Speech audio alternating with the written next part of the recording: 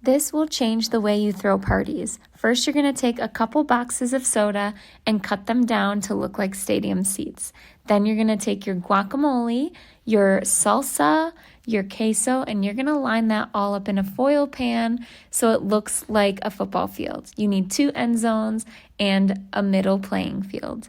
Then you're going to fill up your side containers with anything you want to dip into your dip. You're going to take French fries, carrots, pretzels, cucumbers, peppers, and of course some Tostitos, and then use some sour cream to draw some lines on your playing field.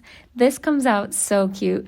Use some of that soda to help present this in a really cute way and enjoy. I hope you guys like this. Happy Super Bowl. Go Bills.